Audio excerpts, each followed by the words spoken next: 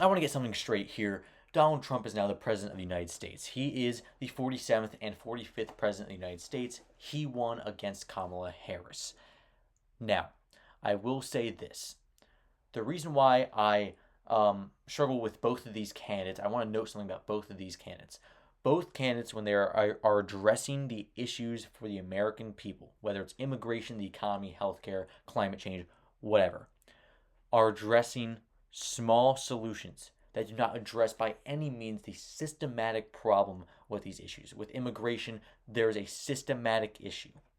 Whether that's hiring more agents, whether that's making sure that our immigration process and how we process immigrants in our country is updated, which it really hasn't been updated in the past 20 years, with the economy, systematic issues with the rich constantly getting richer and wealth inequality, with healthcare, it's how insurance companies are gouging U.S. citizens.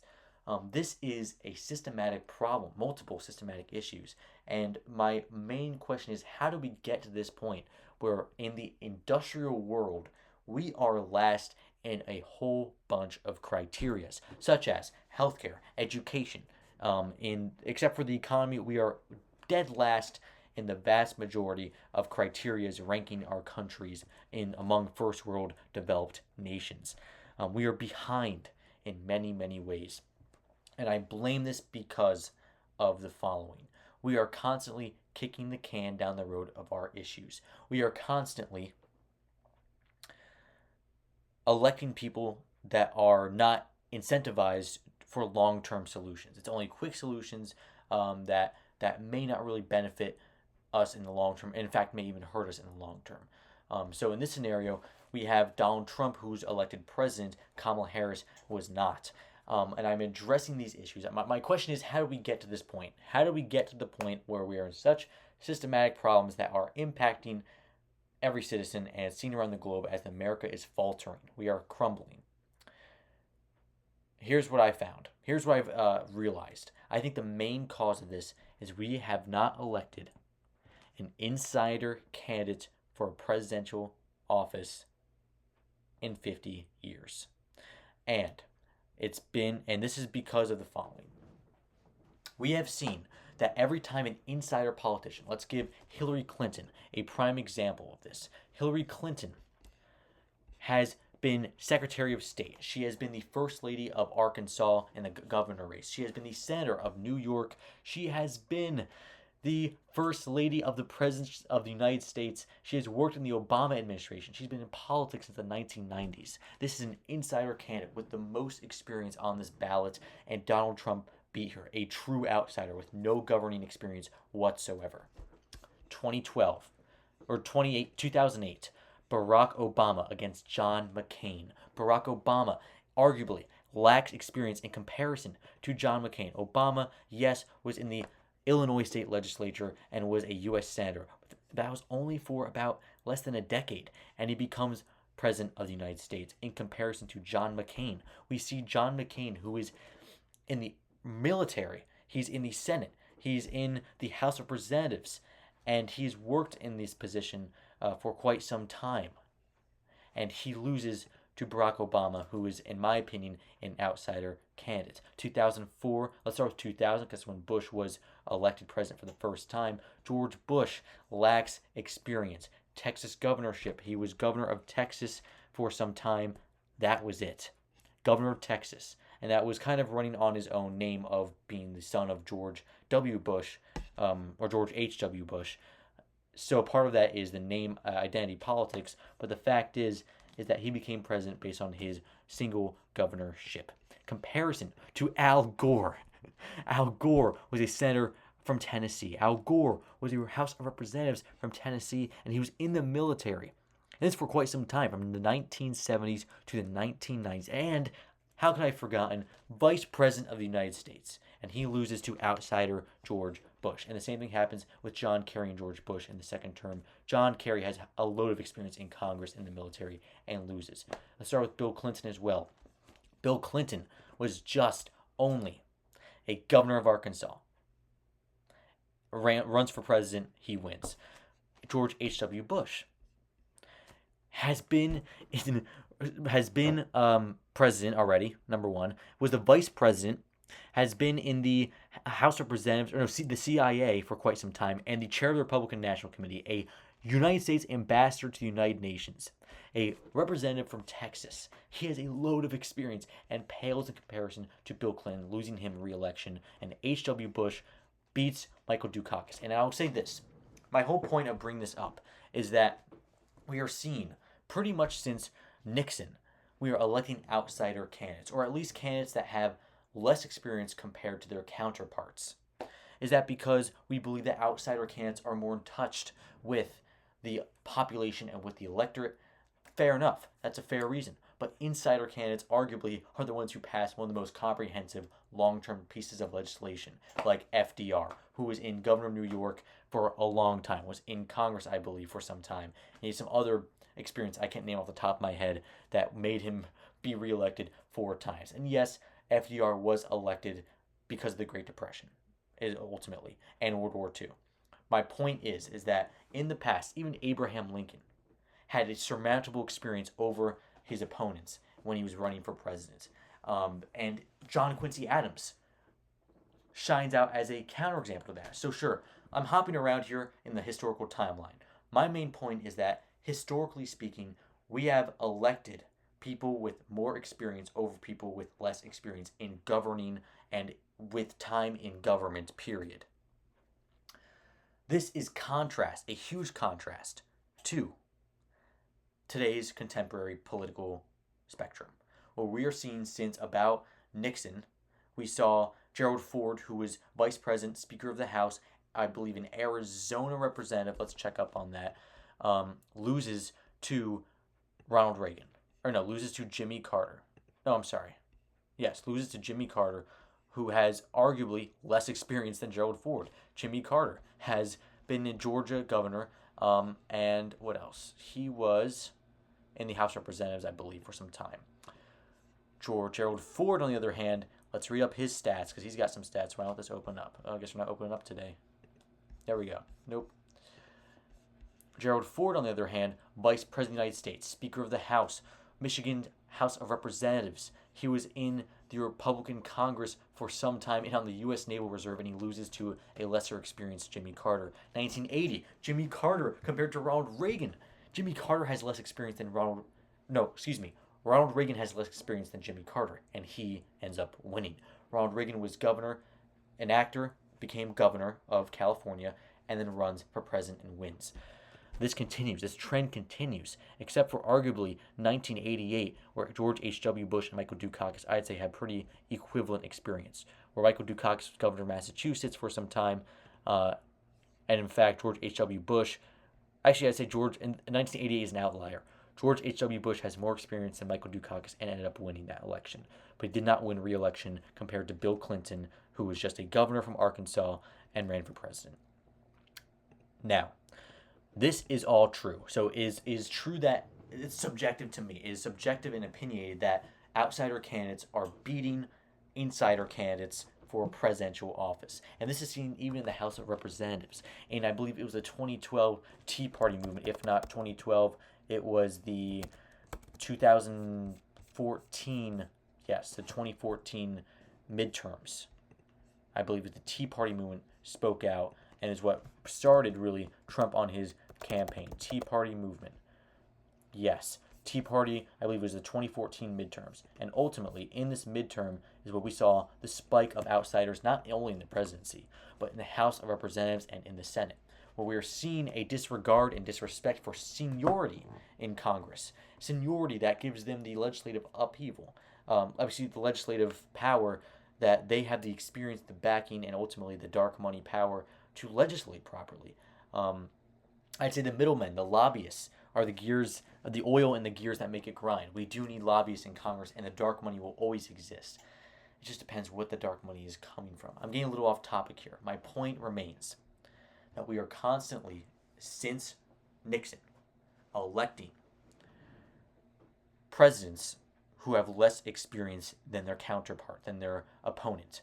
And that is, in my opinion, because of the Nixon presidency and the Watergate scandal, where Nixon, this is the first time in American politics that we realize, wait a second, officially, like on a widespread basis, our politicians are extremely untrustworthy. We should not trust our politicians, and insider politicians are no good. And we begin electing outsider candidates after outsider candidates until 2016, where we finally have a female running for office. A female who has the incredible experience of being Secretary of State, Senator from New York, First Lady of the United States, First Lady of Arkansas, and Chancellor of Queen's University, Belfast. Don't even know what that is. Fact of the matter is, Hillary Clinton had way, way, way more experience than Trump, and Trump wins. 2020 is the first time since 1988, and arguably in this whole period between Nixon and now, where Joe Biden, an insider politician who's been in politics for 40 years in the Senate and a vice president for 8 years, beats the outsider candidate. So 2020 is that major outlier. And part of that, I would say, is because of the pandemic, where people are saying we need immediate change now. I'm voting against the current sitting office. In that case was Trump. Joe Biden wins. But then again, we are in 2024.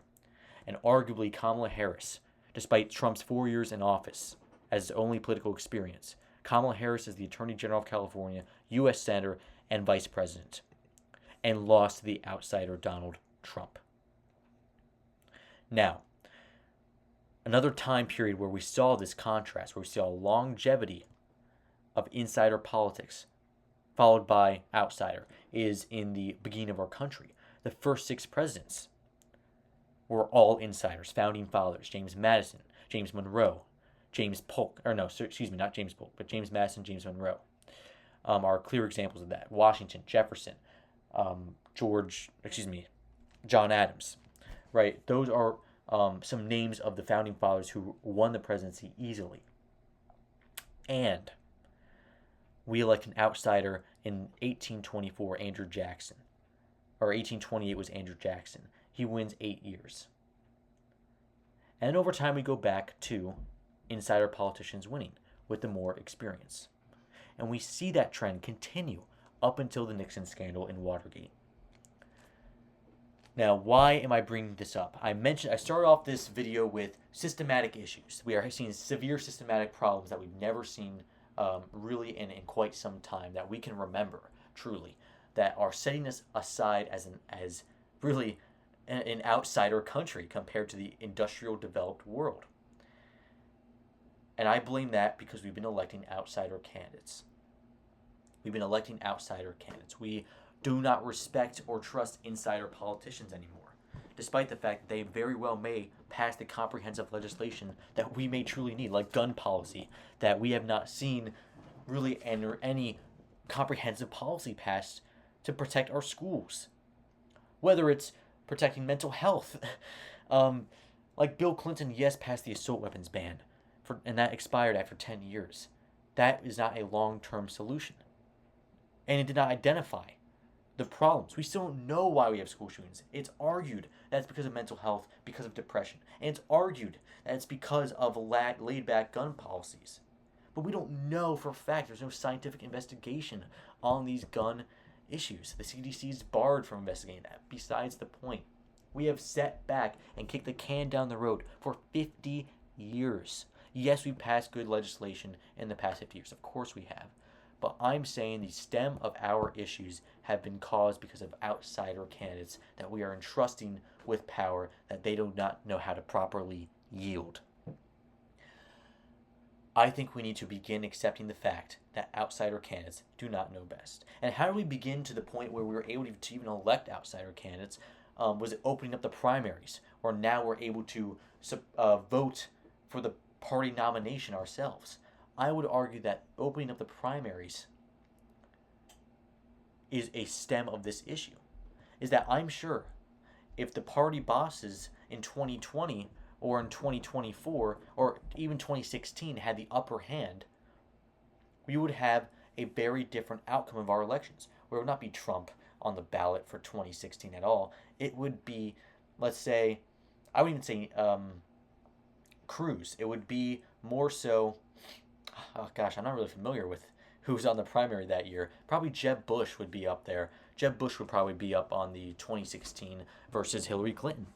And that's That's the tragic part of this situation here, is that we see party bosses have no power at all in who we elect. We think that we have no voice, but we really do. It's just we have, in my opinion, too much of a voice.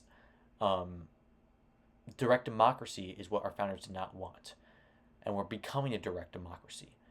We're no longer electing people that we think would best do the job. We are electing people who we just like better than the other person.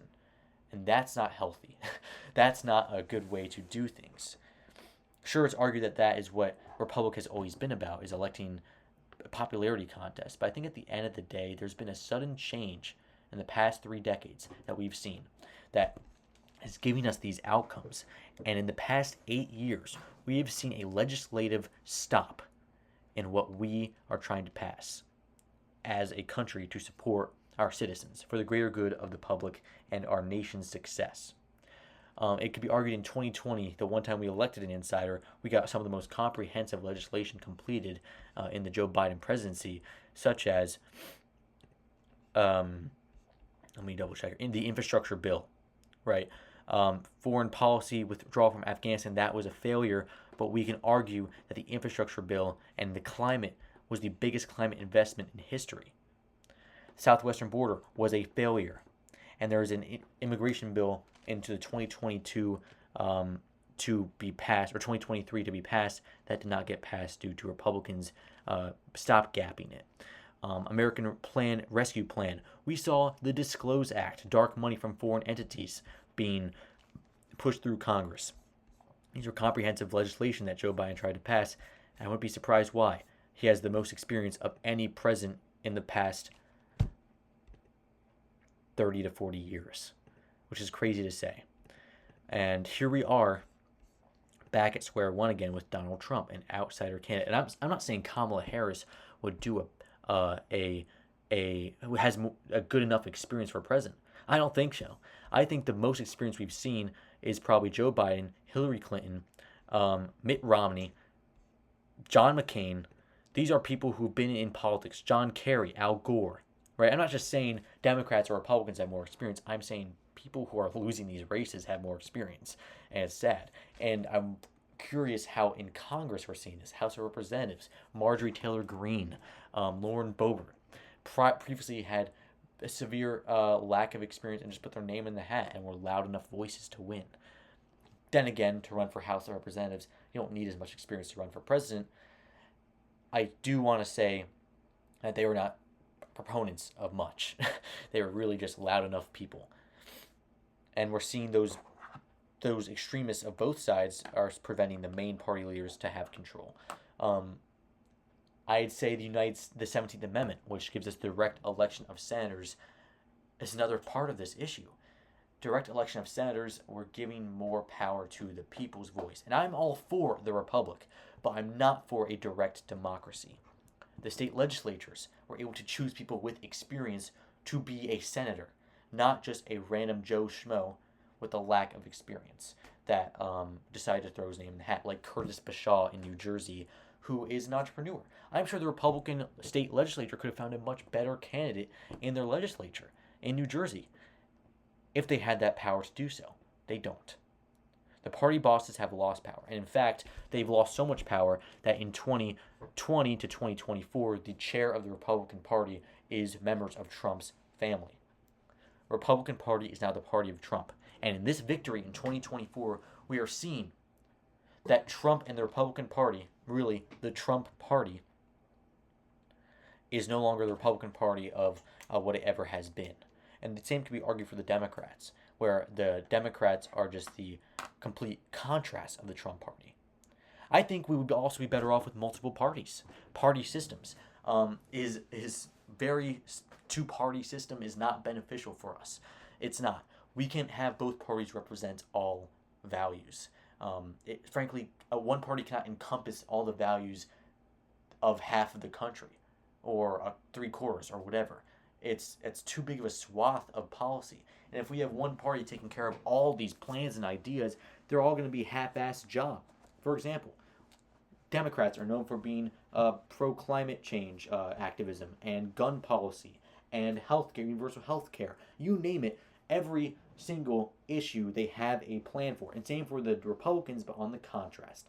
I'd say if we had third, fourth, fifth parties in each race running for office like it is in every other democracy or republic in the world, we'd have a much better off comprehensive plan, more bipartisanship, and less polarization between one versus the other. It's now 1 versus 4 or 5 or 2 versus 3, or you get my point.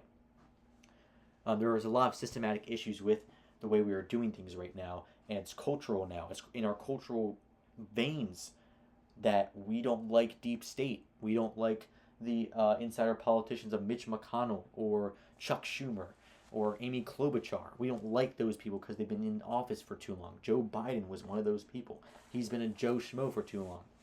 That is the problem with our country right now, is that we are afraid of the deep state. We are afraid of these insider politicians, and really, they may not be as in touch with us. They may not be as relatable to us, but they definitely have a more comprehensive solution to a lot of our systematic issues because they have been in this power for such a long time and are able to legislate this power for such a long time. So I hope you appreciated this rant and this video, and I really enjoyed it. I appreciate your time. I hope this thing recorded everything, because if it didn't, I'd be really upset. Thank you.